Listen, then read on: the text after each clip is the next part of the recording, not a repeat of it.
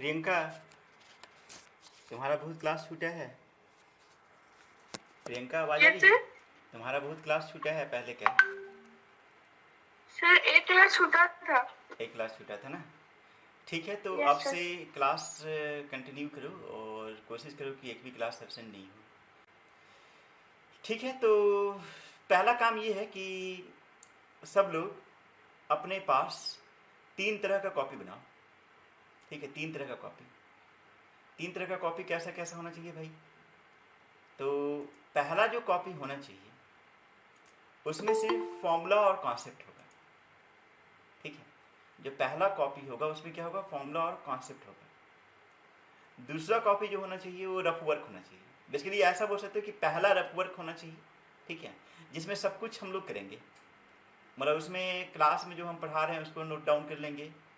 इसके बाद जो भी हम घर में प्रैक्टिस कर रहे हैं उसको भी लिखेंगे उसमें। तो रफ कॉपी में सब कुछ लिखना है। उसके बाद 2 कॉपी और होना चाहिए। एक कॉपी क्या होना चाहिए? फॉर्मूला और कॉन्सेप्ट के लिए होना चाहिए। एक कॉपी होना चाहिए फॉर्मूला और कॉन्सेप्ट के लिए।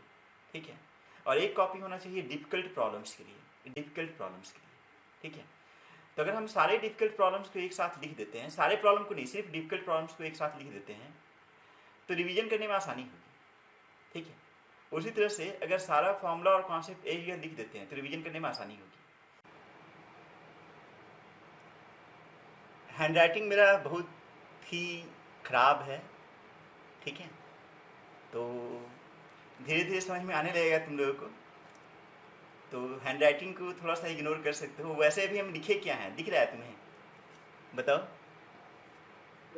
वेक्टर्स। वेक्टर्स। ठीक है, चलो स्टार्ट करते हैं। तुम लोगों में सबसे बदमाश बच्चा कौन है भाई? बदमाश बच्चा कौन है? तनिष्क, तुम बदमाश हो ना? बोलो, बदमाशी करते हो? नहीं? अरे सर अपने आप को कैसे बदमाश बोल सकते हैं? अरे, हम बदमाश है तो बोलेंगे हम बदमाश हैं। अपने आप को कैसे नहीं बदमाश बोल सकते हैं?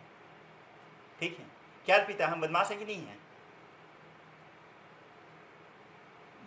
सर हम कुछ बताना नहीं चाहते हैं। हम कुछ बताना नहीं चाहते हैं। ठीक है, चलो कोई नहीं। अगर बदमाश है तो बदमाश है भाई। ठीक है, बताने में क्या दिक्कत है?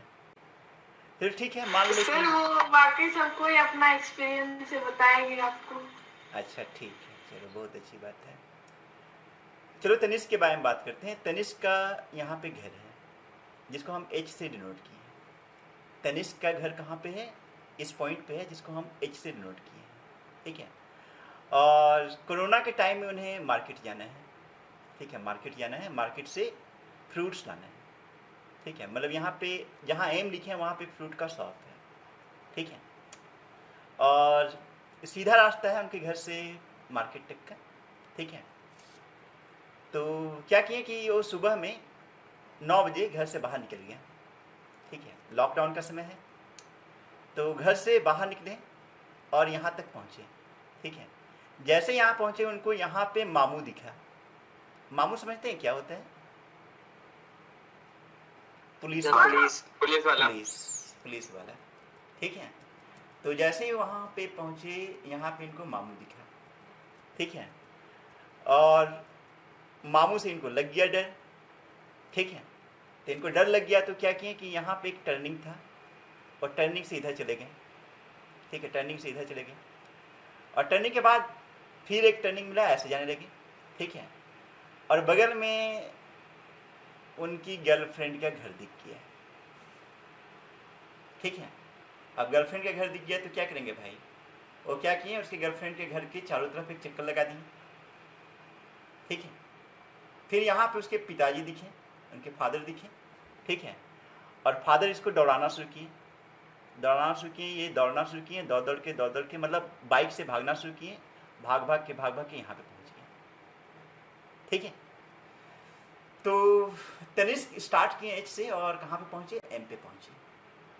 ठीक है, और H से M तक जो स्ट्रेट लाइन पाथ है, जो ग्रीन कलर पाथ है, जो डायरेक्ट स्ट्रेट लाइन पाथ है, H से M तक जो स्ट्रेट लाइन पाथ है।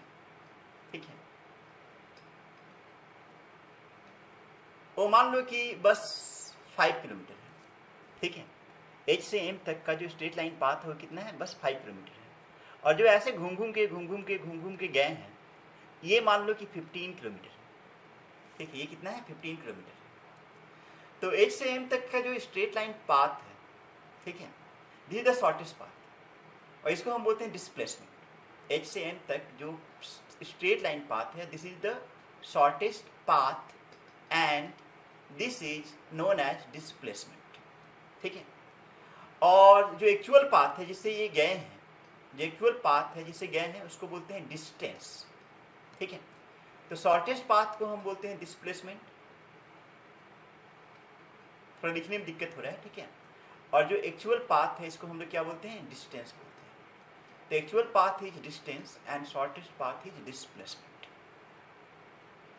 ठीक है, ये कोई तोप चीज तो बताया नहीं है, सबको समझ में आना चाहिए, है ना। ये तो तुम लोग 9-10 से जानते हो कि अगर हम एक जगह से दूसरी जगह तक गए तो जो एक्चुअल पाथ लेंथ है उसको हम बोलते हैं डिस्टेंस, और शॉर्टेस्ट पाथ विथ डायरेक्शन को हम बोलते हैं displacement. Once again, shortest path with direction को हम लोग क्या बोलते हैं? डिस्प्लेसमेंट बोलते हैं। ठीक है, तो डिस्प्लेसमेंट को थोड़ा सा हम और एक्सप्लेन करके लिखेंगे, वो हम ऐसे लिखेंगे कि डिस्प्लेसमेंट हुआ shortest path with direction, with direction. तो shortest path with direction is known as displacement. ठीक, अब एक ही ध्यान दो, एक्चुअल पाथ लेंथ हम लिए थे 15 किलोमीटर, ठीक है, और जो शॉर्टेस्ट पाथ लिए हैं वो 5 किलोमीटर लिए हैं। ठीक है, तो हम ऐसा बोलेंगे कि जो एक्चुअल पाथ लेंथ है या डिस्टेंस है उसमें बस एक ही चीज है, बस 15 किलोमीटर है और कुछ नहीं है। ठीक है, शॉर्टेस्ट पाथ में लेकिन दो चीजें, शॉर्टेस्ट पाथ में दो चीजें क्या क्या हैं? तो पहला चीज है 5 किलोमीटर और दूसरा चीज है डायरेक्शन, और डायरेक्शन है H से M की तरफ, H से M की तरफ। ठीक है, तो यहाँ पे जो नंबर वाला पार्ट आ रहा है 5 किलोमीटर या 15 किलोमीटर, इस चीज को हम बोलते हैं मैग्नीट्यूड, या मैग्नीट्यूड भी बोलते हैं कुछ लोग। ठीक है, तो ये जो 5 किलोमीटर या 15 किलोमीटर है इसको हम बोलते हैं मैग्नीट्यूड। ठीक है, और जो डायरेक्शन है वो तो डायरेक्शन ही है।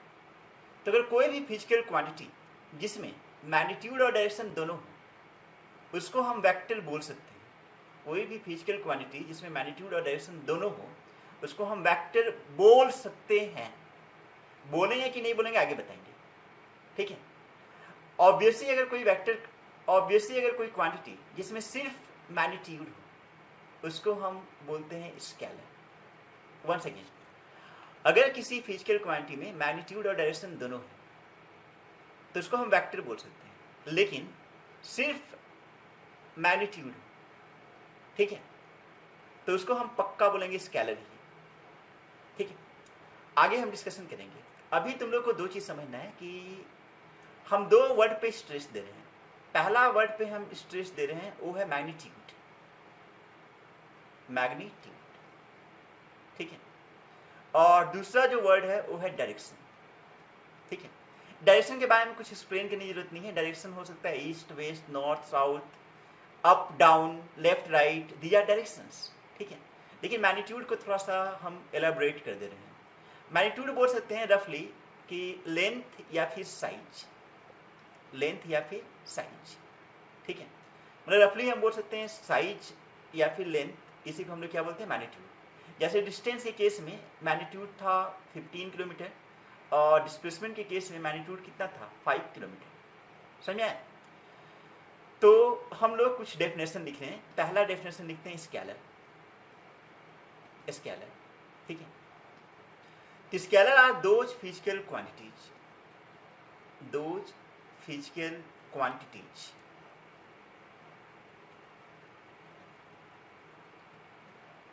which have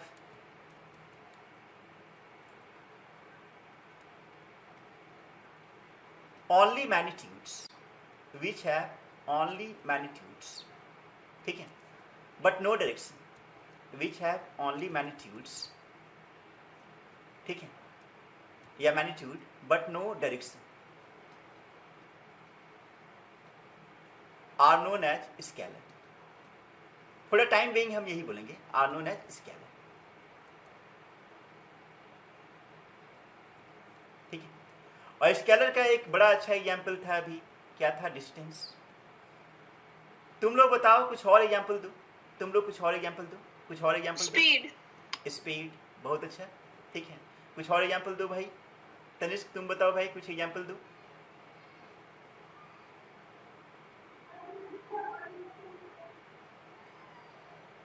power, energy, work, etcetera. अब ज़्यादा एग्जाम्पल नहीं देते हैं, ठीक है, हम आगे पढ़ते रहेंगे।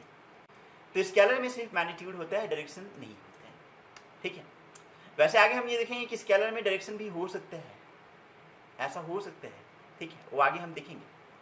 नेक्स्ट जो क्वांटिटी है वो है वेक्टर, ठीक है। तो वेक्टर क्वांटिटी का डेफिनेशन कुछ इस तरह से दिया जाता है कि those physical quantities which have both magnitude and direction, those physical quantity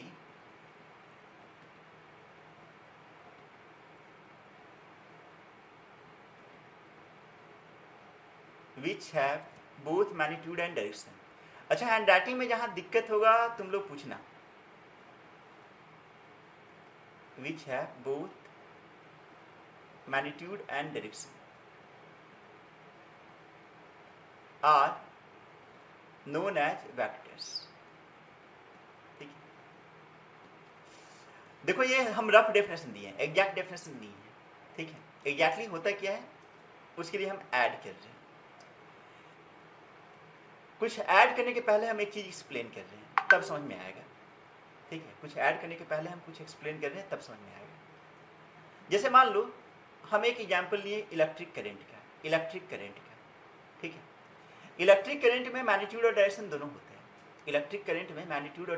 होते हैं, लेकिन फिर भी वो वेक्टर क्वांटिटी नहीं होता है, वो स्केलर क्वांटिटी होता है। ऐसा क्यों होता है आगे एक्सप्लेन करेंगे, ठीक है। आज की क्लास में वो समझ नहीं आएगा। अभी बस ये सुन लो कि करंट एक स्केलर क्वांटिटी इसलिए है क्योंकि वो वेक्टर का रूल फॉलो नहीं करता है। बेसिकली वेक्टर को एडिशन का रूल डिफरेंट होता है, वेक्टर का dot product rule, cross product rule different होता है। तो वेक्टर होने के लिए सिर्फ मैग्नीट्यूड और डायरेक्शन काफ़ी नहीं है, वेक्टर का अलजेब्रा को भी फॉलो करना चाहिए।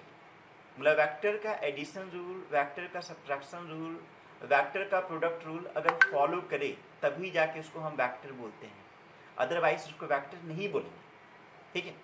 तो those physical quantities which have both magnitude and direction, which have both magnitude and direction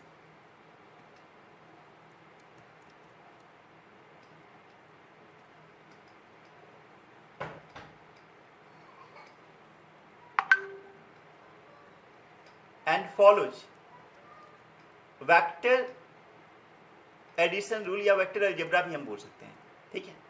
and follows या फॉलो वेक्टर एडिशन रूल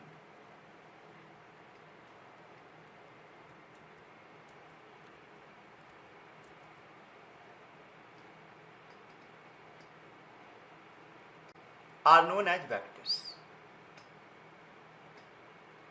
यहाँ पे बहुत सारे बच्चे को दिक्कत हुआ होगा, ठीक है, घबराना नहीं है। यहाँ पे बहुत सारे बच्चे को दिक्कत हुआ है, पक्का दिक्कत हुआ है, लेकिन घबराना नहीं है, ठीक है। हम ये बोल रहे हैं कि वेक्टर होने के सिर्फ मैग्नीट्यूड और डायरेक्शन काफ़ी नहीं है, वेक्टर अलजेब्रा भी फॉलो करना चाहिए। वेक्टर अलजेब्रा क्या होता है वो आगे पढ़ेंगे, ठीक है। अभी हम कुछ एग्जाम्पल दे देते हैं वेक्टर्स का। Examples are displacement, velocity, acceleration, force, etc. Displacement, velocity, acceleration, force, etc. ठीक है।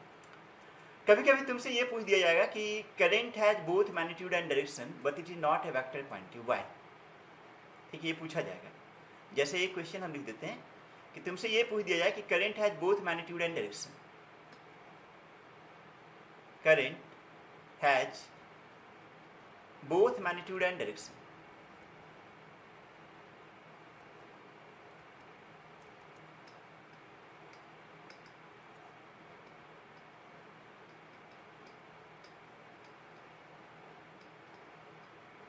but it is not a vector quantity, but it is not a vector quantity. Why? ठीक है,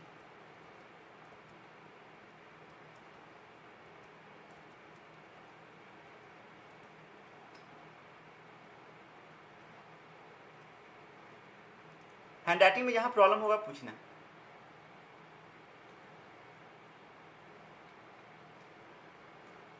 तो अभी हम एक्सप्लेन कर रहे थे कि करंट में दोनों है, मैग्नीट्यूड भी है, डायरेक्शन भी है, लेकिन ये वेक्टर क्वांटिटी नहीं है।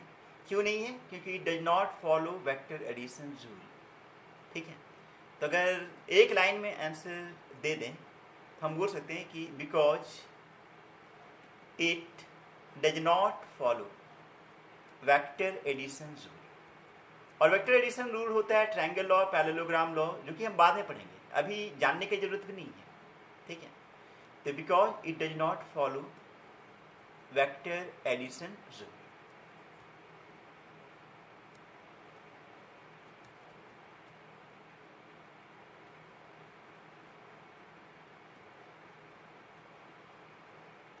ठीक है,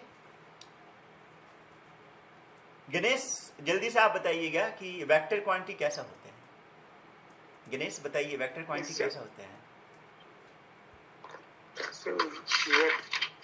vector both magnitude and direction are known as vector quantity. सिर्फ मैग्नीट्यूड और डायरेक्शन होने से वेक्टर क्वांटिटी होगा अनिमा? सिर्फ मैग्नीट्यूड और डायरेक्शन होने से वेक्टर क्वांटिटी होगा?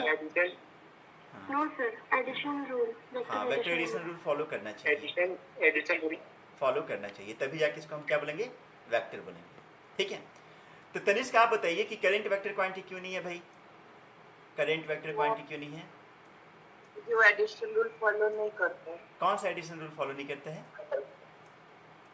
Vector addition rule. Vector addition rule follow नहीं करता है, मतलब वेक्टर एडिशन का एक दूसरा तरीका होता है जो कि हम आगे पढ़ेंगे। ठीक है, तो ठीक है, तो रफली एक आइडिया हो गया कि स्केलर क्वांटिटी क्या होता है, वेक्टर क्वांटिटी क्या होता है। ठीक है, अब हम लोग ये पढ़ें कि वेक्टर को कैसे रिप्रेजेंट करेंगे, वेक्टर को रिप्रेजेंट कैसे करेंगे। ठीक है, तो next topic is representation of A vector. Representation of A vector.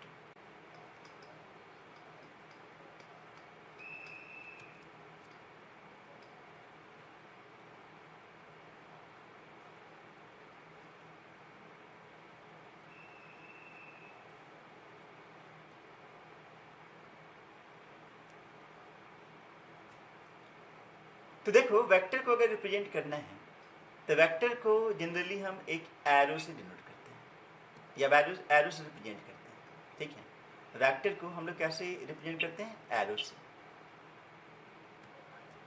ठीक है, तो किसी भी वेक्टर को हम लोग एरो से रिप्रेजेंट करते हैं। जैसे यहाँ पे एक वेक्टर बनाया है, ठीक है, तो वेक्टर को हम लोग एरो से डिनोट कर सकते हैं। जैसे अगर हम तनिष्क वाला एग्जाम्पल लें तो तनिष्क एच से स्टार्ट किए थे और कहाँ पे पहुँचे थे? एम पे।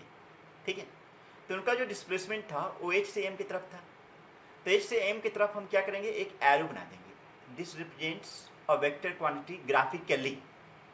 This represents a vector quantity graphically. तो ग्राफिकली अगर किसी वेक्टर क्वांटिटी को रिप्रेजेंट करना है तो उसको हम लोग किसी से रिप्रेजेंट करेंगे? एरो से। ठीक है, जहां से स्टार्ट होता है एरो, जहां से स्टार्ट होता है उसको हम बोलते हैं टेल। ठीक है, जहां से एरो स्टार्ट होता है उसको हम क्या बोलते हैं? टेल बोलते हैं। और जहां पे एरो खत्म होता है उसको हम बोलते हैं हेड। ठीक है, या कभी कभी टिप भी बोलते हैं। तो वेक्टर जिस पॉइंट से स्टार्ट हुआ उसको हम बोलते हैं टेल, और जिस पॉइंट पे वेक्टर खत्म हो रहा है उसको हम बोलते हैं हेड या फिर टिप। ठीक है, तो यहाँ पे जो वेक्टर है वो वेक्टर है एच एम। ठीक है, एच एम यहाँ पे वेक्टर है। वेक्टर को लिखते समय हम ऐसे लिखते हैं एच एम, उसके ऊपर एरो लगा देते हैं। मतलब अगर वेक्टर क्वांटिटी को रिप्रेजेंट करना है, ठीक है, तो जहां से स्टार्ट हुआ उसको पहले लिखो, जहां पे खत्म हो रहा है उसको बाद में लिखो, और ऊपर में एक एरो लगा दो। ठीक है, तो वेक्टर लिखने का तरीका हुआ कि जहां से स्टार्ट हुआ उसको पहले लिखें, जहां पे खत्म हुआ उसको बाद में लिखें, और ऊपर में एरो लगा दें। ठीक है, कोई कंफ्यूजन? तो वेक्टर को रिप्रेजेंट करने का हम बोल सकते हैं दो तरीके हैं। पहला तरीका तो ड्राइंग क्या होगा? एक एरो होगा। और लिखने का तरीका क्या होगा? तो टेल वाला जो लेटर है उसको पहले लिखते हैं और हेड वाला लेटर को बाद में लिखते हैं, उसके ऊपर क्या किया देते हैं? एरो लगा देते हैं। ठीक है। एक और तरीका होता है, दूसरा तरीका क्या होता है कि हम HM लिख दिए और इसको मोटा कर दिए। HM लिख दिए और इसको हम क्या कर दिए, मोटा कर दिए, ठीक है। तो ये भी वेक्टर क्वांटिटी रिप्रेजेंट करता है। ये भी क्या रिप्रेजेंट करता है, वेक्टर क्वांटिटी रिप्रेजेंट करता है। मोटा करने को हम बोलते हैं थिक या फिर बोल्ड, ठीक है। तो बोल्ड लेटर्स से भी हम लोग वेक्टर को रिप्रेजेंट कर सकते हैं या फिर एरो से भी वेक्टर को रिप्रेजेंट कर सकते हैं। तो वेक्टर को रिप्रेजेंट करने का दो तरीका हुआ लिखते वक्त। एक तरीका क्या हुआ कि वेक्टर जहाँ से स्टार्ट हुआ उसको पहले लिखो, जहाँ पे टर्मिनेट कर रहा है उसको बाद में लिखो और एरो लगा दो। और दूसरा तरीका क्या है, उसको मोटा कर दो, बोल्ड कर दो, ठीक है। समझ में आया? अनन्या तुम बताओ, वेक्टर को अगर रिप्रेजेंट करना चाहती हो ग्राफिकली तो कैसे रिप्रेजेंट करोगी? सर टेल यानी कि एच और हेड को HM के ऊपर एक एरो लगाने से या तो फिर बोल्ड लेटर्स में लिखने से। अच्छा, ये तो लिखना हुआ। ग्राफिकली कैसे रिप्रेजेंट करोगी? एक एरो से। ग्राफिकली कैसे रिप्रेजेंट करोगे? एरो से, सिंपल। ग्राफिकली मतलब हम ये बोलना चाह रहे हैं उसको शो कैसे करोगी, तो इस तरीके से, ठीक है। अच्छा, ये जो फॉर्म है, जो ये फॉर्म लिखे हैं, यहाँ पे ये वेक्टर क्वांटिटी रिप्रेजेंट कर रहा है। अगर वेक्टर क्वांटिटी रिप्रेजेंट कर रहा है तो इसमें मैग्नीट्यूड और डायरेक्शन दोनों होगा। इसमें मैग्नीट्यूड भी होगा और डायरेक्शन भी होगा, ठीक है। तो अगर हम इस तरह से लिख रहे हैं तो इसमें मैग्नीट्यूड भी होगा और डायरेक्शन भी होगा। अच्छा, तुम लोगों में आलसी बच्चा कौन है भाई, बताओ आलसी बच्चा कौन है? सुमित आलसी है? बोलिए सुमित आलसी नहीं है? अच्छा, चलो, बड़ा अच्छा बच्चा, अच्छा बच्चा है, ठीक ना। खराब बच्चा कौन है? चलो हम पकड़ते हैं किसी को। हाँ, अर्पिता है, ठीक है। अर्पिता एक नंबर की आलसी है ना। तो आलसी बच्चा लोग कोई ना कोई बहाना ढूंढ लेता है कि उतना मेहनत कौन करे, ठीक है। देखो, वेक्टर को लिखने का ये तरीका तो है ही, ठीक है। इस तरीके में दो लेटर्स आ रहा है। पहला लेटर टेल के क्रॉसपॉन्डिंग और दूसरा लेटर हेड के क्रॉसपॉन्डिंग, ठीक है। अर्पिता चाहे तो इसको सिर्फ एक ही लेटर से लिखेगी। कौन दो लेटर लिखने जाता है भाई? तो अर्पिता क्या करेगी कि HM को HM वेक्टर ना लिख करके वो क्या करेगी कि इसको A वेक्टर से रिप्रेजेंट कर लेगी। मतलब एक सिंगल लेटर से रिप्रेजेंट कर सकती है, ठीक है।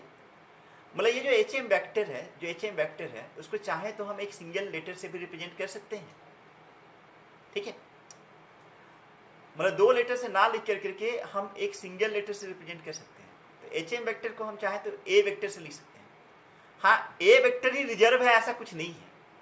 अब किसी का मन हो गया कि हम A वेक्टर ना लिखें, हम B वेक्टर लिखें, तो B वेक्टर लिखो भाई, कोई दिक्कत नहीं है। किसी का मन हो गया नहीं हम T लिखेंगे, T फॉर तनिष्क लिखेंगे, तो तनिष्क लिख दो भाई, कोई फर्क नहीं पड़ता है। बोलना ये चाह रहे हैं कि हम HM ना लिख करके एक सिंगल लेटर से भी इस वेक्टर को डिनोट कर सकते हैं। मतलब हम चाहें तो HM वेक्टर को A वेक्टर से डिनोट कर सकते हैं या फिर A को लिख दो और इसको मोटा कर दो, ऐसे भी रिप्रेजेंट कर सकते हैं। चमक गया तुम लोग को? बोलो, किसी को कोई कंफ्यूजन? No sir. ठीक है, चलो आगे बढ़ते हैं। ठीक है, तो इस फॉर्म में हम वेक्टर का मैग्नीट्यूड और डायरेक्शन दोनों रिप्रेजेंट कर लेते हैं। अब हम वेक्टर के मैग्नीट्यूड को कैसे रिप्रेजेंट करेंगे वो सीखेंगे, ठीक है। Representation of magnitude of A vector. Representation of magnitude of a vector, ठीक है। निखिल आप बताइएगा मैग्नीट्यूड का मतलब क्या होता है? हम डिस्कस कर रहे थे मैग्नीट्यूड का मतलब क्या होता है। मैग्नीट्यूड का क्या मतलब होता है? लेंथ या साइज। लेंथ या साइज, मतलब वेक्टर कितना, हाँ, वेक्टर कितना बड़ा है या कितना छोटा है, ये कौन बताता है? मैग्नीट्यूड बताता है। ये कौन बताता है? मैग्नीट्यूड बताता है, ठीक है। तो मान लो कि ये वाला जो वेक्टर था, HM वेक्टर था, इसके मैग्नीट्यूड को रिप्रेजेंट करना चाह रहे हैं, तो हम ऐसे लिखेंगे, हम लिख देंगे HM वेक्टर, ठीक है। HM वेक्टर लिख देंगे और इसके आगे मॉड लगा देंगे। HM वेक्टर लिख देंगे और इसके आगे क्या लगा देंगे? मॉड लगा देंगे, ठीक है। या फिर हम चाहें तो ऐसा भी लिख सकते हैं कि एच एम वेक्टर को ऐसे भी लिख सकते हो बोल्ड करके, ठीक है, ऐसे करके लिख सकते हो। तो बोल्ड करके लिख रहे हैं तो ये तो वेक्टर है, मैग्नीट्यूड रिप्रेजेंट करने के लिए क्या करेंगे, आगे मॉड लगा देंगे, ठीक है। मतलब मैग्नीट्यूड लिखने के लिए आगे हम मॉड लगाते हैं, ठीक है। तो put mod sine for magnitude, put mod sine for magnitude.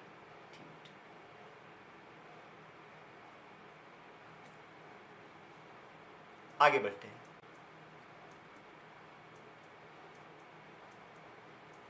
जैसे हम एक दो एग्जाम्पल लेते हैं, ठीक है। जैसे मान लो दो वेक्टर हैं, एक बना दिए वेक्टर ए और दूसरा बना दिए वेक्टर बी, ठीक है। वेक्टर ए का लेंथ है 3 मीटर और वेक्टर बी का लेंथ है 2 मीटर, ठीक है। सपोज हम ऐसा लिख दिए vector A equal to 3 metre, सही है या गलत है तुम लोग बताओ। Vector A equal to 3 metre लिखें तो ये सही है या गलत है, प्रभात बताओ। गलत गलत गलत है। क्या गलती है इसमें? डायरेक्शन नहीं है। डायरेक्शन नहीं है। बहुत सुंदर। कौन बोली भाई, कौन बोली, क्या नाम है? इशिता।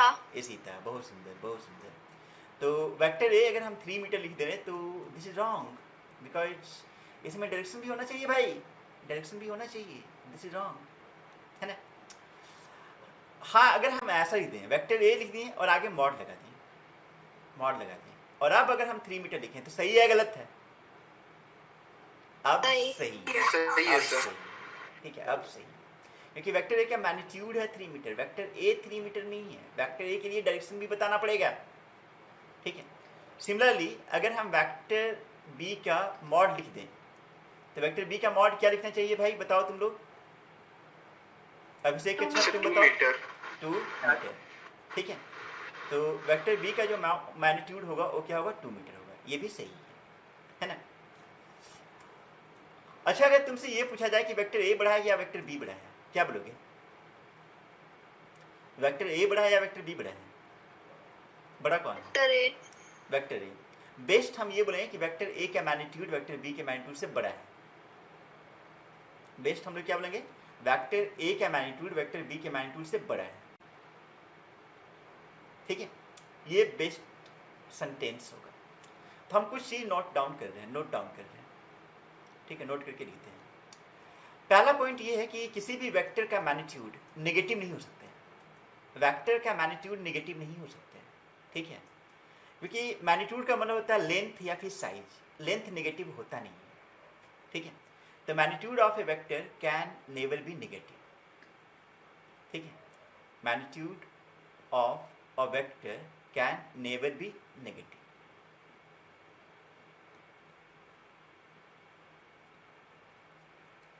और अगर नेगेटिव नहीं है तो इसको हम नॉन नेगेटिव ही बोलते हैं।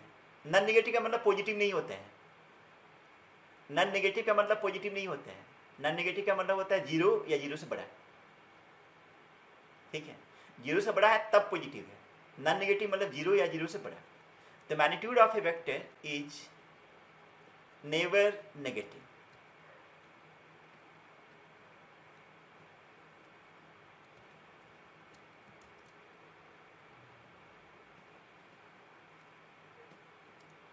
Number 2,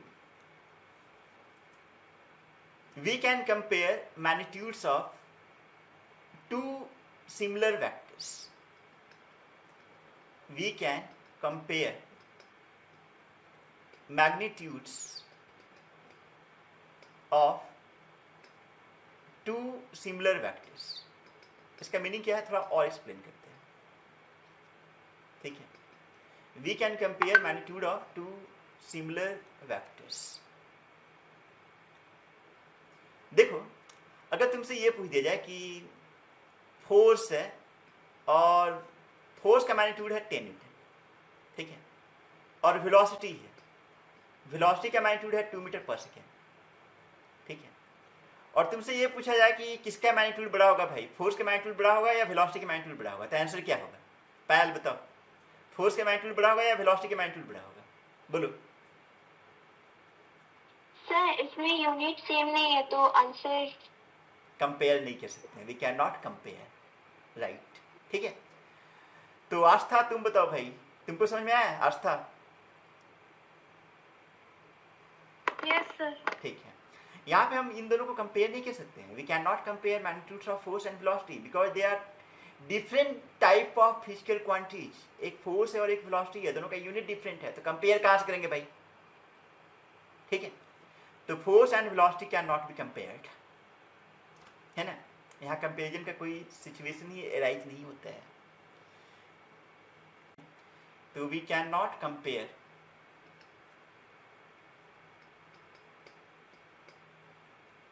magnitudes of force and velocity। Reason यही है कि they are different physical quantities. चलो ठीक है, तो बेसिक आइडिया हो गया। जल्दी जल्दी हम तुम लोगों से पूछते हैं, है ना। हम रैंडम क्वेश्चंस कर रहे हैं, सब लोगों से बताना जल्दी जल्दी। आद्या तुम बताओ, क्या किसी वेक्टर का मैग्नीट्यूड नेगेटिव हो सकता है? आद्या, किसी वेक्टर का मैग्नीट्यूड नेगेटिव हो सकता है? नहीं सर। नहीं। आस्था तुम ये बताओ कि क्या तुम दो डिसिमिलर वेक्टर को कंपेयर कर सकती हो? नहीं सर। ठीक है। अभिषेक, अच्छा आप बताइए, वेक्टर का मैग्नीट्यूड का मीनिंग क्या होता है? सर साइज और लेंथ ऑफ वेक्टर। ठीक है। आकाशदीप आप बताइए कि वेक्टर को अगर रिप्रेजेंट करना है ग्राफिकली तो कैसे रिप्रेजेंट करेंगे वेक्टर को? अगर ग्राफिकली, हाँ, sir by line, by arrow line, by arrow, sorry sir. ठीक है, राइट। अनन्या, वेक्टर के मैग्नीट्यूड को रिप्रेजेंट करना है तो कैसे रिप्रेजेंट करोगी? वेक्टर के मैग्नीट्यूड को रिप्रेजेंट करना है तो कैसे रिप्रेजेंट करोगी? सर मॉड और एरो सर। ठीक है, मॉड या एरो लगा करके। अनिमा, करंट वेक्टर क्वांटिटी क्यों नहीं है?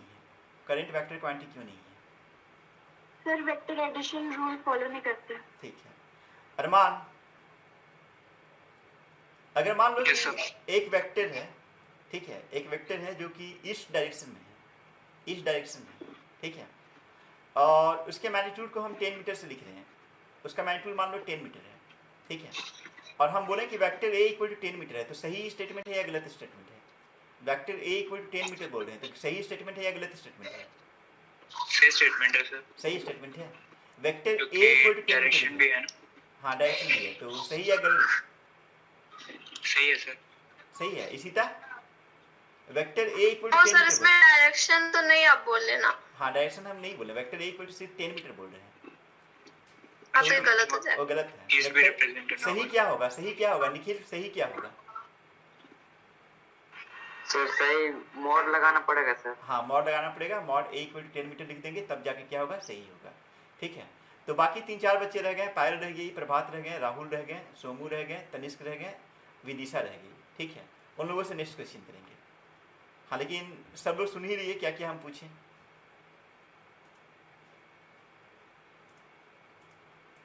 चलो अब आगे बढ़ते हैं। आगे हम लोग कुछ इंपॉर्टेंट टाइप्स ऑफ वेक्टर पढ़ेंगे, क्योंकि हम लोग ऐसा नहीं है कि बस रट्टा मार रहे हैं या बोर्ड के लिए पढ़ रहे हैं, तो सिर्फ इंपॉर्टेंट टाइप ऑफ वेक्टर ही पढ़ेंगे जिससे मेरा काम हो जाए। ठीक है, ऑल टाइप्स ऑफ वेक्टर हम लोग नहीं पढ़ने जा रहे हैं अभी।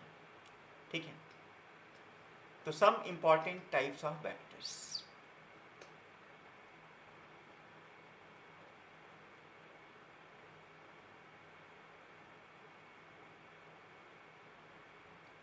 तो सबसे पहला जो वेक्टर हम पढ़ेंगे वो पढ़ेंगे जीरो वेक्टर। जीरो वेक्टर, ठीक है, जीरो वेक्टर या फिर नल वेक्टर।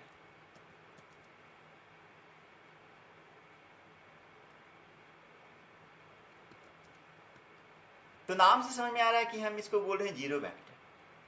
ठीक है, तो अगर हम जीरो वेक्टर बोल रहे हैं तो एक चीज तो क्लियर हो गया कि इसका जो मैग्नीट्यूड होना चाहिए वो क्या होना चाहिए?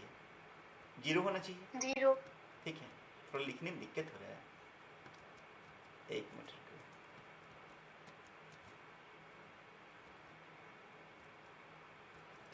क्या हो गया इसको? दिखाई नहीं रहा है। जीरो वेक्टर या फिर नल वेक्टर। तो नाम से ये पता चल रहा है कि अगर जीरो वेक्टर है तो उसका मैग्नीट्यूड जीरो होना चाहिए। ठीक है, अगर मैग्नीट्यूड जीरो हो गया मतलब साइज जीरो हो गया। ठीक है, तो साइज जीरो हो गया तो जीरो को तुम कैसे दिखाओगे, कैसे शो करोगे, बताओ? शो कर पाओगे? नहीं कर पाओगे। जीरो को कैसे शो कर पाओगे? जीरो साइज का वेक्टर है भाई, जीरो मतलब कुछ है ही नहीं। ठीक है, बेसिकली जीरो वेक्टर अगर सही से बोला जाए तो एक कॉन्सेप्ट है, this is purely a concept. ठीक है, तो जीरो वेक्टर एक वेक्टर होता है जिसका मैग्नीट्यूड तो जीरो होगा। मैग्नीट्यूड जीरो होगा मतलब कुछ होगा ही नहीं। ठीक है, डायरेक्शन के बारे में हम क्या बोलेंगे? तो डायरेक्शन के बारे में हम ऐसा बोलेंगे कि अच्छा पहले तुम लोग से पूछ देते हैं भाई, विदिशा तुम बोलो डायरेक्शन के बारे में तुम क्या बोलोगी? जीरो वेक्टर के डायरेक्शन के बारे में क्या बोलोगी? डायरेक्शन होता है या नहीं होता है? सर नहीं होता है। नहीं होता है। ठीक है, पायल तुम क्या बोलना चाहोगी भाई? डायरेक्शन होता है या नहीं होता है जीरो वेक्टर का? सर नहीं होता। नहीं होता है। देखो, अगर वेक्टर है तो डायरेक्शन होना चाहिए।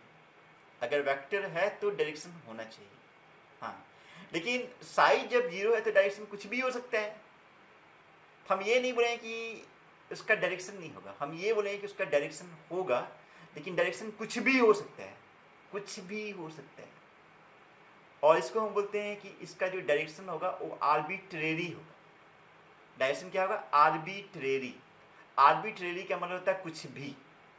आर्बिट्रेरी का मतलब क्या होता है? कुछ भी। ठीक है, तो जीरो वेक्टर का मतलब हुआ है एक ऐसा वेक्टर जिसका मैग्नीट्यूड जीरो है एंड डायरेक्शन क्या है? आर्बिट्रेरी। आर्बिट्रेरी मतलब कुछ भी। हम ऐसा नहीं बोले कि डायरेक्शन है ही नहीं भाई, समझे? तो it is a vector, it is a vector whose magnitude is zero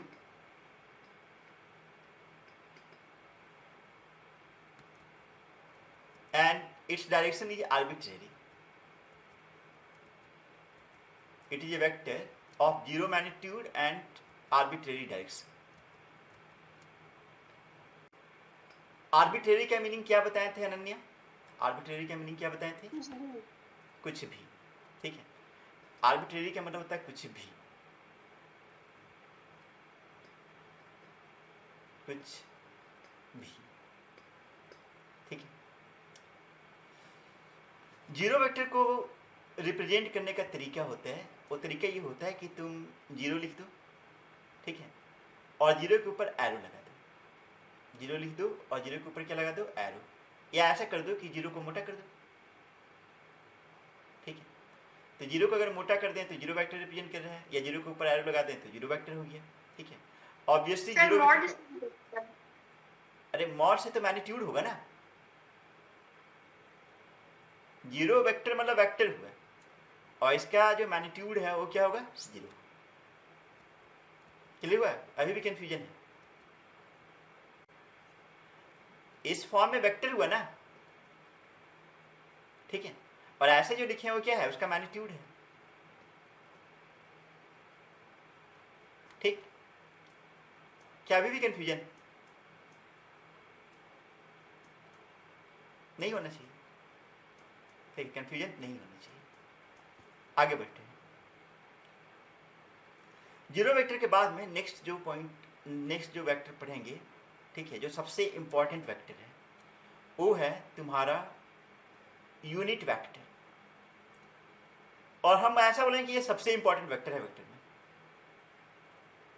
ठीक है, पूरा यूनिट वेक्टर्स का ही खेल है वेक्टर में। यूनिट वेक्टर्स का ही खेल है वेक्टर में।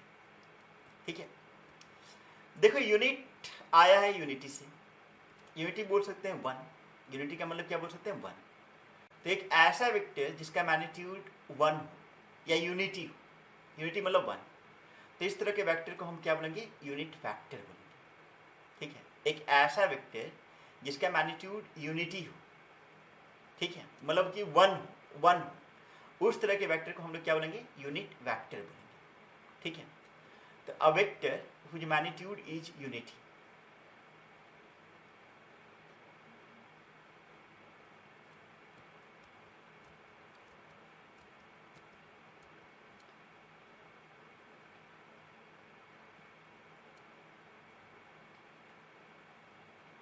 यूनिटी मतलब रफली हम बोल सकते हैं वन। यूनिटी मतलब हम क्या बोल सकते हैं, 1 is known as unit vector. ठीक है, तो ये जो नोन एज यूनिट वेक्टर तुम लिख लेना भाई, 11th में आ गया हो, 10 का बच्चा थोड़ी ना हो। ठीक है, तो ए वेक्टर हुईज मैग्नीट्यूड इज यूनिटी मतलब 1, उसको हम लोग क्या बोलते हैं, यूनिट वेक्टर बोलते हैं। और इसको रिप्रेजेंट करने का एक स्पेशल तरीका है। ठीक है, रिप्रेजेंट करने के लिए हम लोग इस सिंबल का यूज करते हैं। ठीक है, इस सिंबल का यूज करते हैं। ठीक है, तो represented by this over letter या फिर लेटर्स। ठीक है, दिस ओवर लेटर या फिर लेटर्स। हम यहाँ पे क्या लिखें, लेटर ऑब्लिक एस मतलब लेटर या लेटर्स। ठीक है, और ये जो हम साइन लिखे हैं, ये जो साइन दिए हैं, इसको हम बोलते हैं कैप।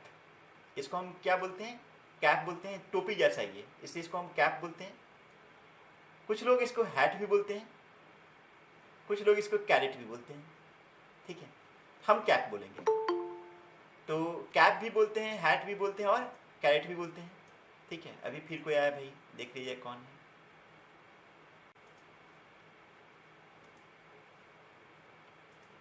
सुजीत? हाँ सर। अच्छा ठीक है, आप हैं, चलिए। तो यूनिट वेक्टर को हम लोग कैप से रिप्रेजेंट करते हैं। ठीक है, जैसे कुछ एग्जाम्पल हम लिए, जैसे मान लो एक यूनिट वेक्टर ले लिए, एक यूनिट वेक्टर ले लिए और यूनिट वेक्टर को हम ऐसे दिए आई कैप। बस हम अपने मन से कोई यूनिट वेक्टर लिए, मतलब एक वेक्टर लिए, बेसिकली क्या लिए, एक वेक्टर लिए जिसका मैग्नीट्यूड कितना है, 1 है। ठीक है, और उसके ऊपर हम कैप लगा दिए और इस वेक्टर का नाम दे दिए आई कैप।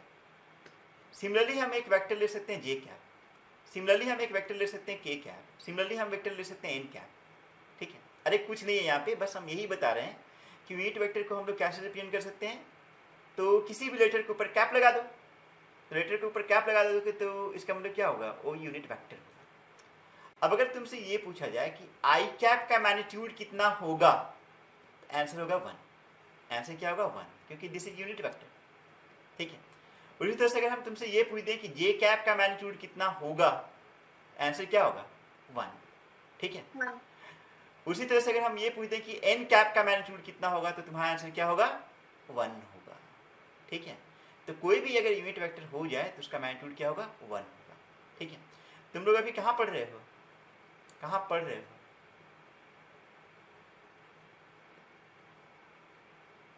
इसका नाम में भी बहुत कॉन्सेप्ट है। ठीक है, ये चीज दिख रहा है, ये एन कैप है, एन कैप यहाँ पे यही है, यूनिट वेक्टर है। ठीक है, और शुरू में सीओ तो दिख ही रहा है भाई, केमिस्ट्री में बहुत पढ़े होगे तुम लोग, 10th में भी पढ़े ही होगे। ठीक है, चलो कोई नहीं, ये ऐसे ही हम बता दें थोड़ा टाइम बेइंग, जल्दी। अभी हम लोग 2 तरह का वेक्टर पढ़े। पहला जो वेक्टर था वो जीरो वेक्टर था। जीरो वेक्टर का मतलब ऐसा होता है कि उसका मैग्नीट्यूड 0 होता है और डायरेक्शन क्या होता है, आर्बिट्रेरी होता है। और जो दूसरा वेक्टर पढ़े वो पढ़े यूनिट वेक्टर। यूनिट वेक्टर एक ऐसा वेक्टर होता है जिसका मैग्नीट्यूड 1 होता है, या हम बोल सकते हैं उसका मैग्नीट्यूड यूनिटी होता है। ठीक है, और यूनिट वेक्टर को हम रिप्रेजेंट करते हैं कैप से या हैट से या फिर कैरेट से। For example I cap, J cap, के कैप, एन कैप। ठीक है, और अगर यूनिट वेक्टर है तो उसका मैग्नीट्यूड क्या होगा, 1 होगा। तो कोई दिक्कत नहीं होना चाहिए यहाँ तक। अब हम यूनिट वेक्टर का काम सीखेंगे, यूनिट वेक्टर का काम होता क्या है। ठीक है, यूनिट वेक्टर का काम क्या होता है? तो यूनिट वेक्टर का काम होता है डायरेक्शन देना। यूनिट वेक्टर का काम होता है डायरेक्शन देना। ठीक है, तो unit vectors are used to give direction. ठीक है, unit vectors are used to give direction. अब क्वेश्चन ये है कि डायरेक्शन कैसे देगा भाई, डायरेक्शन कैसे देगा? तो सीखते हैं, हम सीखते हैं इसको।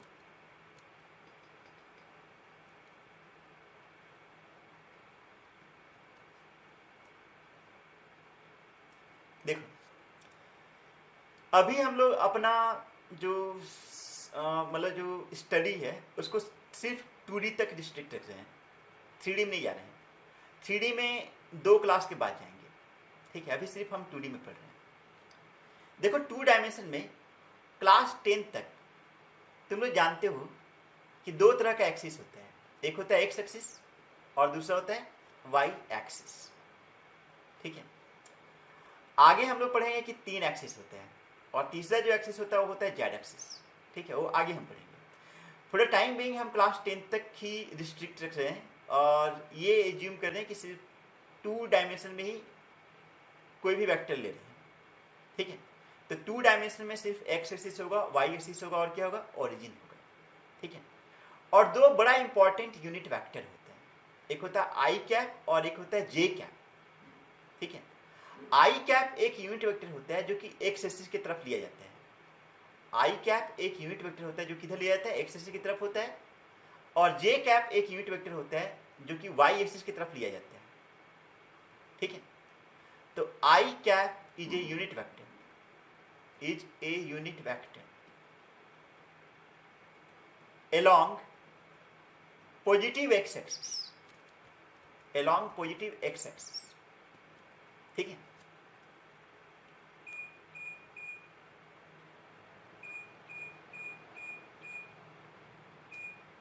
Similarly, j cap is a unit vector along positive y-axis.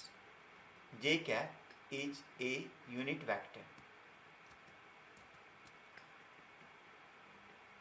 along positive y axis. White board में थोड़ा लिखने में दिक्कत भी होता है, ये कंप्यूटर वाला व्हाइट बोर्ड है ना, ठीक है, तो तुम लोग समझ ही रहो। एक तो ऐसे ही मेरा हैंड राइटिंग बहुत ज़्यादा सुंदर है, ऊपर से व्हाइट बोर्ड पे लिख रहे हैं तो और सुंदर हो गया है। कोई नहीं, जहाँ पे हैंड राइटिंग समझने में दिक्कत होगा पूछ लेना, समझी विदिशा? देखो हाँ, अभी हम क्या बताएं, पॉजिटिव हो सकता है।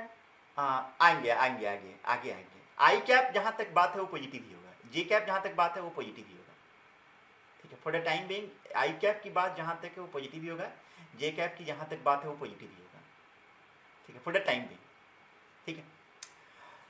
तो अभी हम बताएं क्या कि 2 चीज बताएं। पहला चीज ये बताएं कि unit vectors are used to give direction. अब वो डायरेक्शन कैसे देते हैं उसके बारे में डिस्कशन नहीं हुआ है, लेकिन नेक्स्ट हम ये पढ़ें कि 2 स्पेशल यूनिट वेक्टर्स लेना है हम लोग को, एक आई कैप और दूसरा जे कैप।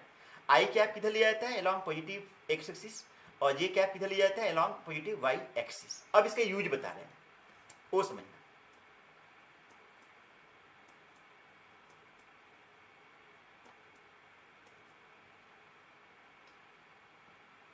तो मान लो कि वंस अगेन इधर एक्स एक्सिस है और इधर है वाई एक्सिस, ठीक है। और ये तो हमें पता है कि एक्स एक्सिस की तरफ यूनिट वेक्टर होता है आई कैप और वाई एक्सिस की तरफ यूनिट वेक्टर होता है जे कैप, ठीक है। अब हम 2-4 वेक्टर ड्रॉ कर रहे हैं, 2-4 वेक्टर ड्रॉ करते हैं, ठीक है। सबसे पहला वेक्टर हम लोग पॉजिटिव एक्स एक्सिस के पैरेलल दिखा दिए, जिसका नाम दिए ए वेक्टर, और मान लो कि इसका लेंथ है 4 मीटर। ए वेक्टर का लेंथ कितना है, 4 मीटर है, ठीक है। तो अगर तुमसे पूछा जाए कि ए वेक्टर का लेंथ कितना है तो तुम्हारा आंसर होगा 4 मीटर, है ना। लेकिन एक चीज ध्यान दो, यहां पे हम लिख दिए A vector equal to 4 metre. Obviously ये गलत है, ये तो गलत है, क्योंकि वेक्टर है तो उसमें मैग्नीट्यूड और डायरेक्शन दोनों होना चाहिए। सही तो ऐसा होगा ना, ए वेक्टर इक्वल टू 4 मीटर। अब क्वेश्चन हम ये ए वेक्टर का मैग्नीट्यूड 4 मीटर होगा, ठीक है। अगर तुमसे ये पूछ दिया जाए कि ए वेक्टर क्या होगा, ए वेक्टर क्या होगा, तो ए वेक्टर को हम ऐसे लिखेंगे 4 मीटर और इसका direction along positive x axis, ठीक है, direction along positive x axis, और डायरेक्शन देता है आई कैप, डायरेक्शन देता है आई कैप। अगर हम A vector equal to 4 metre I cap लिख रहे हैं तो इसका मतलब ये हुआ कि इस वेक्टर का मैग्नीट्यूड है 4 मीटर और इसका डायरेक्शन है आई कैप की तरफ, और आई कैप किधर है भाई, पॉजिटिव एक्स एक्सिस की तरफ। तो हम बोल सकते हैं कि ए वेक्टर एक वेक्टर है जिसका मैग्नीट्यूड है 4 metre and it is directed along positive x axis. चमका तुम लोगों को, बोलो प्रभात, चमक गया? Yes sir. ठीक है, चलो बहुत अच्छी बात। ये तीनों चीज चमक गया कि कुछ कंफ्यूजन है, थोड़ा थोड़ा क्लियर है सर। अरे यार, अरे यार, अच्छा ये बताओ, ये वाला सही है गलत है, ये सही है कि गलत है? गलत है सर, उसमें मतलब इसमें उसका कोई confusion मैग्नीट्यूड नहीं। देने के लिए मोड देना पड़ेगा, वो मोड नहीं दिए हैं। ठीक है, ये दोनों में कोई दिक्कत नहीं, 100% समझ में आ रहा है ना। यहाँ पे थोड़ा थोड़ा कंफ्यूजन है, ठीक है, तो हम एक्सप्लेन कर रहे हैं। अपना माइक म्यूट कर लो, माइक म्यूट कर लो, ठीक है।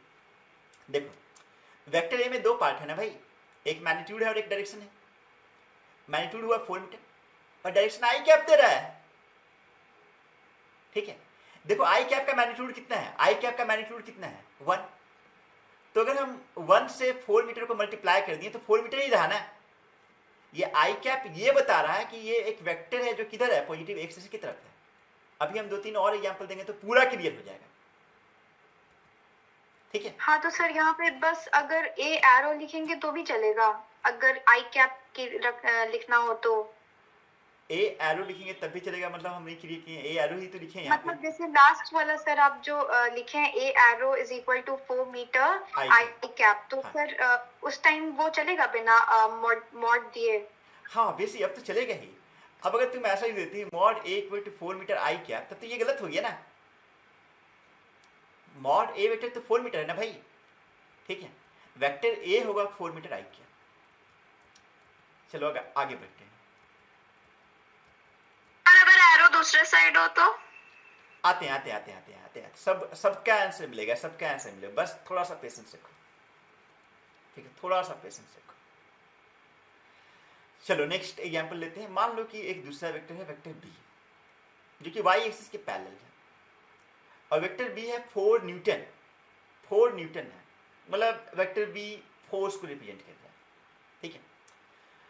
तो वेक्टर बी को हम लिख सकते हैं 4 न्यूटन जे कैप। क्या लिखेंगे? 4 न्यूटन जे कैप, क्योंकि वेक्टर बी का लेंथ है 4 न्यूटन, मतलब मैग्नीट्यूड उसका 4 न्यूटन है। वेक्टर बी का मैग्नीट्यूड है 4 न्यूटन, और ये वेक्टर किधर है भाई? वाई एक्सिस की तरफ, और वाई एक्सिस की तरफ यूनिट वेक्टर क्या होता है? जे कैप, ठीक है। तो इसलिए वेक्टर बी को हम लिखें 4 न्यूटन जे कैप। और अगर तुमसे पूछा जाए कि वेक्टर बी का मैग्नीट्यूड क्या होगा, आंसर क्या होगा? 4 न्यूटन। चमका तुम लोगों को? बोलो, कोई कंफ्यूजन किसी को? Nikhil, Isita? No sir. No sir. ठीक है, चलो अब नेक्स्ट है। हाँ बोलो बोलो बोलो। सर मैग्नीट्यूड के लिए हम लोग मॉड देते हैं, तो हम लोग अगर डायरेक्शन डायरेक्ट हम लोग को पूछेगा तो उसके लिए क्या हम लोग देंगे? डायरेक्शन, देखो डायरेक्शन के लिए तो यही देते हैं ना, सिर्फ डायरेक्शन पूछे तो वो अलग सर, से। हाँ बोलो बोलो। सर सिर्फ डायरेक्शन के लिए, जैसे हम लोग अच्छा, को सिर्फ डायरेक्शन मैग्नीट्यूड के लिए पूछा तो सिर्फ हम लोग डायरेक्शन, मॉड दिए ना? नहीं सिर्फ डायरेक्शन पूछे तो यहाँ तो बोल सकते हैं ना कि वेक्टर ए जो है वो आई कैप की तरफ है, और वेक्टर बी जो है वो जे कैप के लिए। डायरेक्शन के लिए तो यूनिट वेक्टर ही होता है ना। डायरेक्शन अगर पूछा जाए कि वेक्टर ए का डायरेक्शन Yes, किधर है, तो आई कैप की तरफ है। वेक्टर बी का डायरेक्शन किधर है? जे कैप की तरफ है। हो गया, है ना। डायरेक्शन के लिए ही तो यूनिट वेक्टर लेते हैं, मतलब डायरेक्शन के लिए कैप, समझी? डायरेक्शन के लिए कैप, यस सर। और मैग्नीट्यूड के लिए मॉड। नेक्स्ट एग्जांपल लिए जाए। नेक्स्ट एग्जांपल हम ऐसे दिखा दिए कि वेक्टर सी है, ठीक है, और वेक्टर सी है, वेक्टर सी का मैग्नीट्यूड है 5 मीटर, लेकिन ये नेगेटिव एक्सिस की तरफ है। ये किधर है? नेगेटिव एक्सिस की तरफ है, ठीक है। अब बड़ा टेढ़ा काम हो गया भाई। अच्छा, वेक्टर सी का मैग्नीट्यूड कितना है भाई? 5 मीटर है, और ये पॉजिटिव आई कैप की तरफ नहीं है, ये किधर है? नेगेटिव आई की तरफ है। ये पॉजिटिव आई की तरफ नहीं है, या हम बोल सकते हैं ये पॉजिटिव एक्सिस की तरफ नहीं है, ये किधर है? नेगेटिव एक्सिस की तरफ है। तो अगर नेगेटिव एक्सिस की तरफ रहे तो डायरेक्शन के लिए यूज करते हैं माइनस आई कैप। अगर नेगेटिव एक्सिस की तरफ रहे तो डायरेक्शन के लिए हम क्या यूज करेंगे? माइनस आई कैप। किधर हुआ? पॉजिटिव एक्सिस के लिए आई कैप यूज करते हैं, और नेगेटिव एक्सिस के लिए क्या यूज करेंगे? माइनस आई कैप। अब अगर तुमसे ये पूछा जाए कि वेक्टर सी का मैग्नीट्यूड क्या होगा, तो आंसर क्या होगा? 5 मीटर होगा। यहाँ माइनस 5 मीटर मत लिख देना, वेक्टर सी का मैग्नीट्यूड माइनस 5 मीटर नहीं लिख देना, ठीक है। क्यों नहीं माइनस 5 मीटर लिखेंगे? क्योंकि वेक्टर का मैग्नीट्यूड नेगेटिव होता नहीं है, ठीक है। वेक्टर का मैग्नीट्यूड हमेशा क्या होता है? नॉन नेगेटिव होता है। चलो एक और एग्जांपल लेते हैं। नेक्स्ट एग्जाम्पल ऐसा नहीं है, एक वेक्टर है वेक्टर डी जो कि नेगेटिव वाई एक्सिस की तरफ है, नेगेटिव वाई एक्सिस की तरफ है, और इसका मैग्नीट्यूड है 5 न्यूटन। ठीक है, तो अभिषेक कच्छप आप ट्राई कीजिएगा कि वेक्टर डी को हम क्या लिख सकते हैं। आप ट्राई कीजिए, वेक्टर डी का मैग्नीट्यूड है 5 न्यूटन और नेगेटिव वाई एक्सिस की तरफ है। सर -5 जे कैप, -5 न्यूटन जे कैप। बहुत सुंदर, बहुत सुंदर। ठीक है, और वेक्टर डी का मैग्नीट्यूड क्या होगा जी अभिषेक? 5 न्यूटन। 5 न्यूटन ही होगा। ठीक है, तो वेक्टर डी का मैग्नीट्यूड होगा 5 न्यूटन। ठीक है, तो यहाँ पे हम लोग क्या सीखें कि वेक्टर को मतलब वेक्टर फॉर्म में लिखना सीखें, लेकिन कब सीखें? जब वेक्टर किसी एक्सिस की तरफ होगा तभी, मतलब आइदर पॉजिटिव एक्सिस की तरफ हो या नेगेटिव एक्सिस की तरफ हो, या पॉजिटिव वाई एक्सिस की तरफ हो या नेगेटिव वाई एक्सिस की तरफ हो, तब हम उसको वेक्टर फॉर्म में लिख सकते हैं, है ना। अब मान लो कुछ ऐसा मिल जाए, कुछ ऐसा मिल जाए,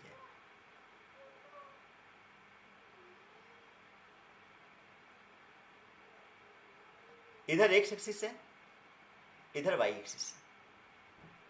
ठीक है, और एक वेक्टर ऐसे दिया हुआ है, चलो इस वेक्टर का नाम दे दिए ओए वेक्टर, ओए वेक्टर। ठीक है, सच दैट पॉइंट ए का कोऑर्डिनेट्स है x, y। पॉइंट ए का कोऑर्डिनेट्स है x, y। कोऑर्डिनेट्स तो समझ में आता है ना तुम लोगों को, 10 में पढ़े हो भाई, कोऑर्डिनेट ज्योमेट्री पढ़े हो ना 10 में। अच्छा, अगर यहां से हम एक परपेंडिकुलर ड्रॉप कर दें, परपेंडिकुलर ड्रॉप कर लें, ठीक है, तो यहाँ पे हम लोग क्या मार्क करेंगे भाई? क्या मार्क करेंगे बताओ तो कोई, क्या मार्क करेंगे, क्या लिखेंगे यहाँ पे? Sir x. एक्स, बहुत सुंदर। और अगर हम इधर परपेंडिकुलर ड्रॉप कर दें, इधर परपेंडिकुलर ड्रॉप कर दें, ठीक है, तो वाई एक्सिस पे क्या मार्क करेंगे? तो ऑब्वियसली वाई। ठीक है, इधर वाई मार्क करेंगे। बहुत सुंदर, बहुत सुंदर, बहुत सुंदर। ठीक है, अब देखो हम फिर से तनिष्क वाला एग्जाम्पल लेते हैं। तनिष्क को मान लो ओ से ए तक जाना है, तनिष्क को ओ से ए तक जाना है। ठीक है, लेकिन तनिष्क ओ से ए तक नहीं गया। वो क्या किए कि पहले ओ से इधर पहले चल गए, मतलब एक्सिस की तरफ चले, और फिर वाई एक्सिस की तरफ चले। ठीक है, तब भी सेम ही डिस्प्लेसमेंट होगा या डिफरेंट डिस्प्लेसमेंट होगा? चलो इस पॉइंट का नाम देते हैं पी। हम ये बोल रहे हैं कि तनिष्क को ओ से ए तक डायरेक्ट जाना था, लेकिन तनिष्क ओ से ए तक नहीं गए, वो पहले ओ से पी पहुंचे और फिर पी से ए पहुंचे। तो डिस्प्लेसमेंट दोनों केसेस में सेम होगा या डिफरेंट होगा बताओ? आद्या? डिफरेंट होगा। सेम होगा। अरे सेम होगा। अरे डिस्प्लेसमेंट शॉर्टेस्ट पाथ होता है भाई, डिस्प्लेसमेंट का जो मैग्नीट्यूड होता है वो शॉर्टेस्ट पाथ होता है। तो ओ से ए तक डायरेक्ट चलो या फिर घुमा फिरा के जाओ, इवन ऐसे से भी चले जाओ, ऐसे ऐसे भी चले जाओ, बस ए तक पहुंच जाओ। तो तीनों केसेस में डिस्प्लेसमेंट सेम होगा, तीनों केसेस में डिस्प्लेसमेंट क्या होगा? सेम होगा। समझे? अगर आपके दिमाग में ये नहीं था तो जान लीजिए कि डिस्प्लेसमेंट सिर्फ इस चीज पे डिपेंड करता है कि इनिशियल पोजीशन क्या है और फाइनल पोजीशन क्या है। डिस्प्लेसमेंट सिर्फ इस चीज पे डिपेंड करता है कि इनिशियल पोजीशन क्या है और फाइनल पोजीशन क्या है। अगर इनिशियल पोजीशन और फाइनल पोजीशन सेम है तो डिस्प्लेसमेंट भी सेम होगा। समझ गया? बोलो। ठीक है, अब देखो ओ से ए तक जाना था, ओ से ए तक जाना था, है ना। तो हम ओ से ए तक नहीं गए, हम क्या किए? पहले ओ से पी तक गए और फिर पी से ए तक गए। ठीक है, ऐसा हम लिख सकते हैं, ऐसा लिख सकते हैं, ऐसा लिख सकते हैं, लेकिन ऐसा नहीं लिख सकते हैं। बोलो भाई, ऐसा लिख सकते हैं? बोलो, जो सेकेंड स्टेटमेंट लिखे हैं वो लिख सकते हैं? No sir. No sir. अच्छा, सेकेंड स्टेटमेंट का करेक्ट स्टेटमेंट क्या होगा? यहाँ इक्वल टू होगा या ग्रेटर देन होगा या लेस देन होगा? तो एरो डालना होगा ऊपर में। Greater than. क्या होगा? स्मॉलर देन ना, स्मॉलर देन। सर एरो डालना होगा ऊपर में। ग्रेटर। अरे नहीं नहीं, हाँ, एरो डालने वाली बात नहीं हम बोल रहे हैं, एरो डालने वाली नहीं बोल रहे हैं। जो तुम एरो डालने वाली बोल रही हो तो हम यहाँ कर ही दिए हैं भाई, ये तो बोल ही दिया, सही है ना। हम ये पूछ रहे हैं कि अगर ऐसा लिख दें तो इक्वल टू सही नहीं होगा, लेकिन इन दोनों में कोई एक सही होगा। तो एक लड़की बोल रही है ग्रेटर देन, कौन बोल रही है ग्रेटर देन? अच्छा कोई भी बोलिए ना, सर स्मॉलर ही होगा। स्मॉलर होगा। Sum of two sides of a triangle is greater than third side. अरे तो दो साइड किधर दिख रहा है, लेफ्ट में कि राइट में? दो साइड तो राइट में दिख रहा है ना, इधर ऐसा होना चाहिए। ये सही हुआ, ये सही हुआ, ठीक है। चलो अब ज़्यादा कॉम्प्लिकेट नहीं करते हैं। जो अभी हम बताएं, अगर किसी को नहीं चमका तो चलेगा, लेकिन नहीं चमका तो उसका रीजन ये है कि तुम लोग 9-10 में फांकी मारे हो। बदमाश टीचर है ना, गाली दे रहे हैं तुम लोग को। लास्ट का जो स्टेटमेंट हम बोले कि sum of two sides of a triangle is greater than third side, अगर ये नहीं समझ में आया तो क्लास 9-10 में क्या किया तुम लोग? फांकी मारे हो, ठीक है। चलो कोई नहीं। अभी ये चीज़ समझ में आना चाहिए कि अगर O से A तक हम जा रहे हैं, ठीक है, तो O से A तक का displacement is same as O से P तक का डिस्प्लेसमेंट प्लस P से A तक का डिस्प्लेसमेंट, ठीक है। अब देखो O से P तक जो डिस्प्लेसमेंट हुआ है उसका मैग्नीट्यूड है x, और P से A तक का जो डिस्प्लेसमेंट हुआ है उसका मैग्नीट्यूड है y, ठीक है। तो हम OP वेक्टर को क्या लिख सकते हैं अर्पिता? OP वेक्टर को क्या लिख सकते हैं बताओ अर्पिता?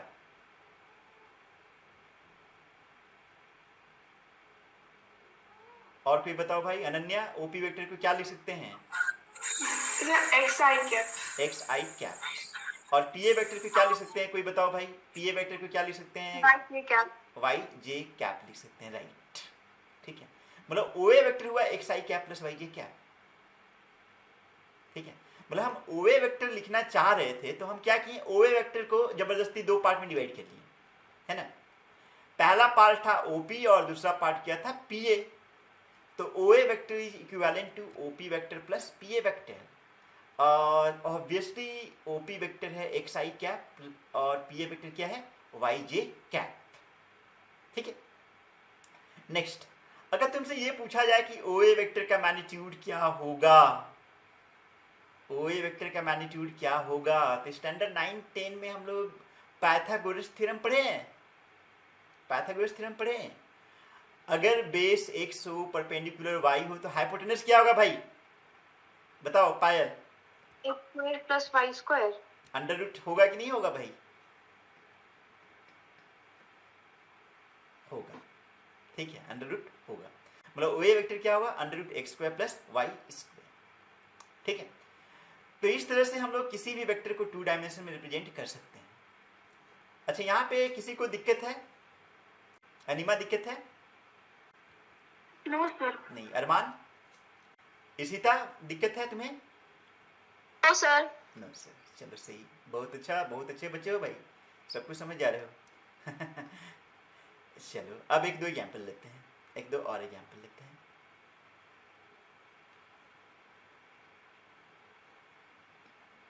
मान लो एक वेक्टर ऐसे बना दिया, ऑरिजिन से 3,4 तक है, ठीक है। इस वेक्टर का नाम दे दिया R वेक्टर, वेक्टर का नाम दे दिया R वेक्टर, ठीक है। तो R वेक्टर को हम चाहें तो डायरेक्ट लिख सकते हैं 3i cap plus 4j cap, लिख सकते कि नहीं पायल? लिख सकते कि नहीं? R वेक्टर को डायरेक्ट लिख सकते हैं 3i cap plus 4j cap. मतलब हम लोग को ऐसा कोई जरूरत नहीं है कि पहले हम ऐसे बनाए फिर ऐसे बनाए, ये करने का कोई जरूरत नहीं है, क्योंकि वो चीज़ तो हम लोग समझ ही चुके हैं ना। तो R वेक्टर को हम डायरेक्ट लिख सकते हैं 3i cap plus 4j cap. और अगर तुमसे ये पूछा जाए कि R वेक्टर का मैग्नीट्यूड क्या होगा, तो इसका मैग्नीट्यूड क्या होगा, under root 3² plus 4² which is 5। बहुत सुंदर, 5, ठीक है। Under root 3² plus 4² which is 5। अच्छा एक चीज़ समझो, अब इसके बाद एक चीज़ समझो। इन जनरल अगर कोई वेक्टर 2D में हो, कोई वेक्टर 2 डायमेंशन में हो, ठीक है, और वो ओरिजिन से स्टार्ट हो रहा है और एक पॉइंट तक जा रहा है जिसका कोऑर्डिनेट्स x, y, और इसको अगर हम r वेक्टर बोल रहे हैं तो r वेक्टर होगा xi cap plus yj cap, और इस r वेक्टर का जो मैग्नीट्यूड होगा वो होगा √x² प्लस y²।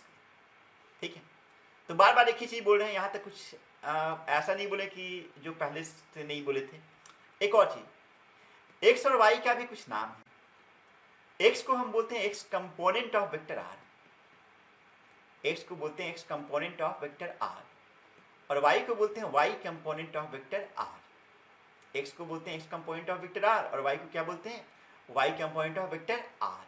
जैसे जो पिछला एग्जाम्पल था 3i cap plus 4j cap, यहाँ पे x कंपोनेंट कितना है वेक्टर का, तो 3, और y कंपोनेंट कितना है, 4 है। ठीक है, तो 10-22 हो गया। तो अब हम ज़्यादा नहीं बताते हैं, आज इतने पे क्लास ओवर कर रहे हैं, बस जल्दी जल्दी हम सब लोगों से कुछ क्वेश्चंस कर रहे हैं। ठीक है, जल्दी जल्दी।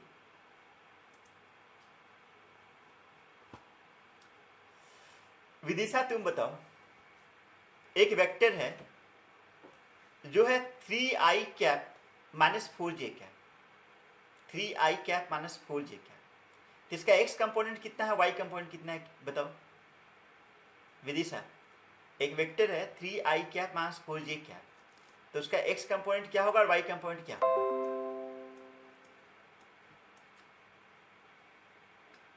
शायद आवाज नहीं आ रही है उसके पास। चलो कोई और बताओ। हम ये बोले कि एक वेक्टर है 3i cap minus 4j cap, तो इसका x कंपोनेंट क्या होगा? सर x कंपोनेंट 3 होगा, y कंपोनेंट 4 होगा। y कंपोनेंट माइनस 4 होगा, y कंपोनेंट क्या होगा, माइनस 4 होगा। अगर पूछा जाए इस वेक्टर का मैग्नीट्यूड क्या होगा, तो x का स्क्वायर प्लस y का स्क्वायर, मतलब 3 का स्क्वायर प्लस माइनस 4 का स्क्वायर, तो कितना आएगा आंसर बताओ तो? 5। ठीक है, तो 5 आएगा। तो वेक्टर r का मैग्नीट्यूड होगा 5। अगर प्लस या माइनस इन्वॉल्व रहे तो कंपोनेंट में प्लस माइनस को साथ में रखना चाहिए, समझ में? अगर प्लस माइनस इन्वॉल्व हो तो कंपोनेंट में प्लस साइन को भी रखना चाहिए। चलो इसके बाद नेक्स्ट क्वेश्चन हम करते हैं तनिष्क से। तनिष्क, यूनिट वेक्टर का काम क्या होता है? यूनिट वेक्टर का काम क्या होता है? यूनिट वेक्टर का काम होता है कि जो मैग्नीट्यूड होता है किसी वेक्टर का उसको यूनिटरी में बता देना। अच्छा, मैग्नीट्यूड बताता है या डायरेक्शन बताता है जी? मैग्नीट्यूड। यूनिट वेक्टर मैग्नीट्यूड बताता है। सुमित, यूनिट वेक्टर क्या बताता है? डायरेक्शन बताता है। अरे यूनिट वेक्टर डायरेक्शन बताता है। ठीक है सुमित, पॉजिटिव एक्सिस की तरफ कौन सा यूनिट वेक्टर होता है? पॉजिटिव एक्सिस की तरफ कौन सा यूनिट वेक्टर होता है? सर फिर से रिपीट कीजिए क्वेश्चन सर एक बार। पॉजिटिव एक्स एक्सिस की तरफ कौन सा यूनिट वेक्टर होता है?